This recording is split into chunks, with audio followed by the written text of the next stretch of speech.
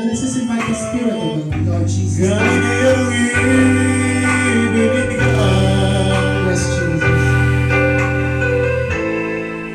Lord Jesus. Sino ba sumampalataya?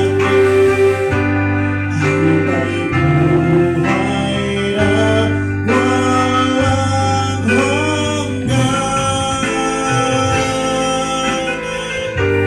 Tunay kanyang mahal, kaya siya'y nabatay sa krus ng Kalbaryo. Dahil sa'yo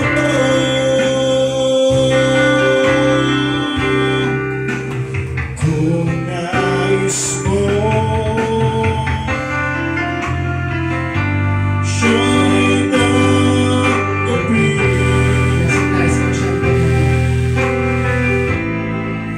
ikaw sa kanya'y mananalig.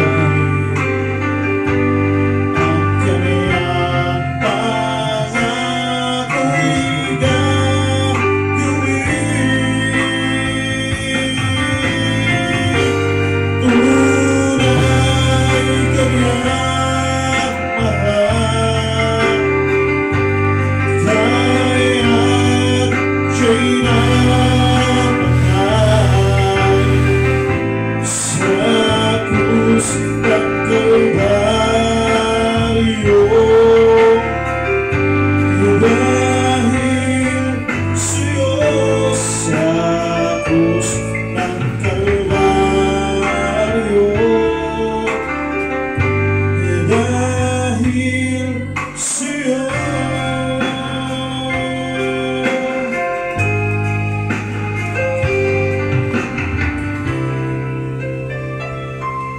Sabi po mga bisita, we want to pray for you, but let me just share this to you bago tayo manalangin, bago namin ito yung panalangin.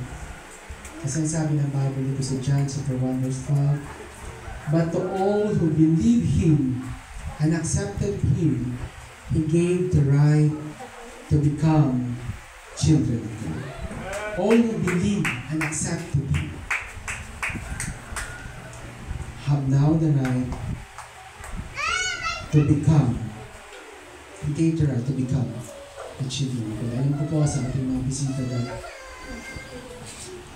tayo po ay naniniwala sa Diyos. Meron tayong pananampalataya sa Kanya. Matatanong ko po sa atin, ibinigay naman natin yung buhay natin sa Panginoon. Have we taken seriously yung paglilingkod sa Panginoon? Alam niyo po, kailangan natin sumampalataya at nanampalataya sa Diyos. Kailangan natin mag-Panginoon sa buhay natin. Kasi sa mundo dito, pansamantala na. I've tried na yung maraming bagay sa mundo, pero masasabi ko po na ang Panginoon lamang nakapibigay na totoong satisfaction and fulfillment sa buhay. Totoo. So lahat tayo ay kailangan manampalataya at sumampalataya at maglingkod sa Panginoon, sapagkat sinasabi nga po ng banal na kasulatan na lahat naman tayo ay makasalanan. Ako makasalanan ako. Tayo naman lahat. Siguro, sometime of our life ay nagkasala tayo. Maybe nakapagsimulayan tayo. Maybe nakagawa tayo na hindi maganda sa ating kapwa. Maybe nakapagsalita tayo ng masama. Maybe we have disobeyed our parents. Maybe we have disobeyed some commandments of God. Lahat po tayo, at some point of our life, ay nagkasala. And so kailangan natin sumampalataya sa Diyos, sapagkat ano mang kasalanan natin, pwede itong patawarin ng Panginoon kung tayo po ay lalapit sa Kanya. So, gusto kong i-invite yung ating mga bisita sa pag-pray, sa pananalangin sa Panginoon. If you can just bow your heads down, siguro close yung inyong mga mata para hindi kayo ma-distract. O kung pwede nyo rin may taas na inyong mga kamay si symbol of humility sa harap ng Panginoon. Kung hindi naman, okay lang. Tayo po ay sama-samang manalangin. Lumapit tayo sa ating Diyos. dalangin po natin. Sutin niyo po ito, yung basic panalangin ng pagtanggap sa Panginoon. Ama naming Diyos sa langit. Ama naming Diyos sa langit, Kami po ay lumalapit sa iyo. kami po ay lumalapit sa iyo. Patawarin niyo po kami Patawarin niyo po kami sa aming mga sala. sa aming mga sala. Sa araw na ito, Panginoon, Sa araw na ito, Panginoon, binubuksan namin ang aming mga puso. binubuksan namin ang aming mga puso. Inaanyayahan ka namin dito. Inaanyayahan ka namin dito. Pumasok ka at maghari. Pumasok ka at maghari. Tinatanggap ka po namin Tinatanggap ka po namin bilang aming Panginoon, bilang aming Panginoon, Diyos, Diyos at tagapagligtas. at tagapagligtas. Sa pangalan niyo po, Jesus. Sa pangalan mo po, Jesus. Amen. Amen. Dalangin natin ang ating mga bisita sa araw na ito. Dalangin po mabalit. Kami po, Ama, Diyos, Amang kapangyarihan sa lahat, nagpapasalamat po kami sa aming pong mga bisita na lumapit po sa iyo, Panginoon. Salamat sa kanilang mga buhay, Panginoon. Salamat po at sila po ay napaunlak. At dalangin ko po, mahal na Panginoon, na kayo po ay kumilos sa kanilang mga buhay. Lord God, tulungan niyo po silang lumago sa pananampalataya.